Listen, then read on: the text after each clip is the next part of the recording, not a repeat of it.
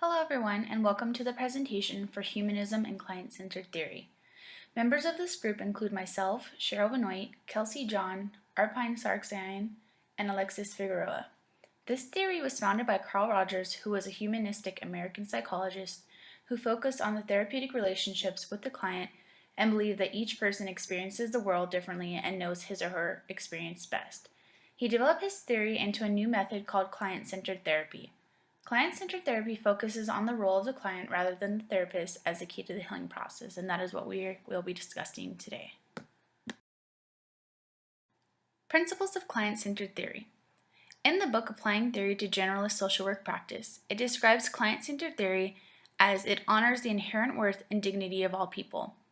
It also explains that this theory focuses less on technique and instead emphasizes that the change process is best facilitated in the context of a professional relationship grounded in trust.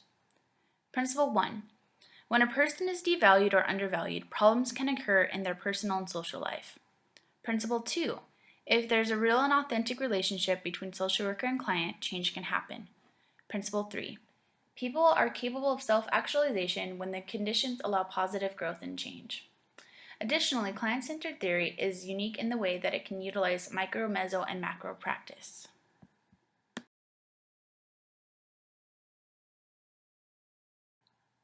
Key concepts of humanism or client-centered theory include self-actualization, incongruence, congruence, unconditional positive regard, and empathy.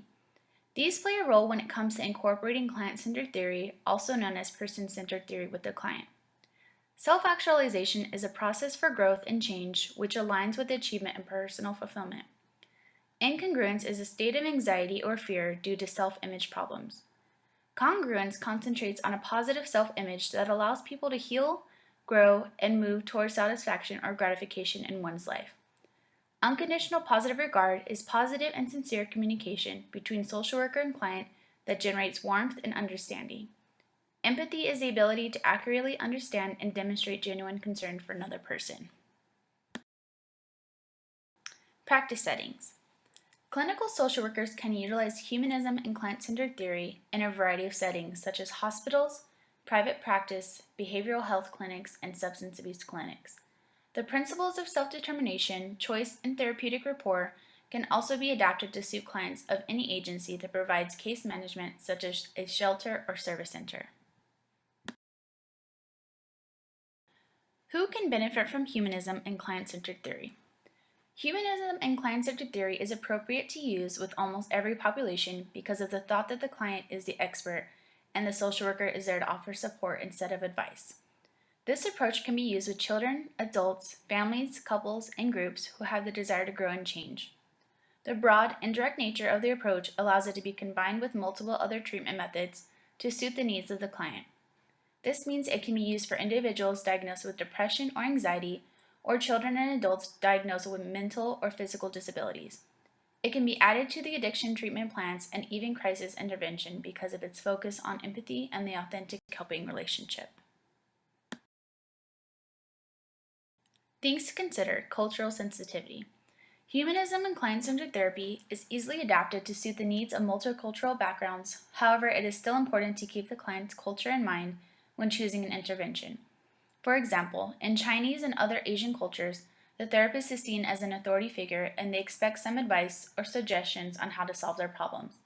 While they will still benefit from therapeutic rapport or other client-centered therapy components, Chinese clients may still value a more direct approach. Strengths: client-centered approaches. Client-centered theory has several strengths that make it appropriate to social work practice. The client-centered approach has long been regarded as one of the most successful approaches in helping people develop a more positive perception of themselves. Since the approach is tailored to the individual and working to foster many inner concepts, it creates an extremely personalized approach to therapy. It also allows the clinician to be a person of guidance rather than the clinician leading and providing all the tools, which promotes self-efficacy and decreases the chance for being defensive. It's the idea that the client has everything they need to succeed, and the clinician is a person to help them see that. The client-centered approach also has the same values as the NASW mission and core values, such as valuing the worth and dignity of the person and valuing the importance of human relationships. Another strength is that it helps a client be more balanced and allow themselves to be more self-reflective rather than turning to the outside world to blame for all of their problems. Through this approach, a client can actually learn to accept their feelings, how to appropriately act upon them, and how to maintain themselves when faced with a problem because it is led by the client's worldview. These problems are also tailored to the client since the clinician depends on the client's worldview and inner struggles to highlight what areas the client needs to work on. Limitations. Client-centered approaches. The client-centered approach is largely credited as being mostly positive. However, everything has limitations. Client-centered approaches largely emphasize a client's individuality, and clients are expected to learn tools to foster their own self-efficacy, awareness, acceptance, etc. However, because of this, clinicians can sometimes face barriers when attempting to understand the individual's culture and how that ties into their problems. Due to this, it is possible for a clinician to overlook themes of violence, power struggles, and other issues because they are simply attributed to culture. In addition, because the approach is meant to be strengths-based and positive, a clinician may also fail to recognize real-world expectations and set their clients up for unrealistic standards of what they can do in life. This approach would also be very difficult for someone who does not feel they are responsible for any of their life direction. Lastly, clinicians have to find a balance between understanding their clients' ideals and their hopes and dreams, and also understanding the limitations of the client's capabilities and giving them skills to manage that. Furthermore, studies on this approach have mainly focused on the importance of the therapeutic relationship and the common factors, as opposed to the effectiveness of the therapy. Finally, the approach is simplistic in nature, which leads social workers with few guidelines for practice. Role within diversity.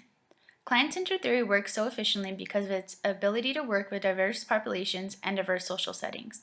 This theory can work within the mental health sector or within advocacy and the community or with adults, children, or even families. This theory has few limitations regarding populations it is not effective with.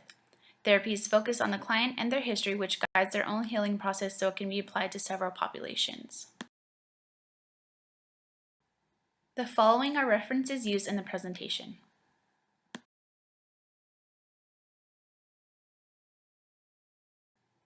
We thank you for watching and we hope you enjoyed our presentation.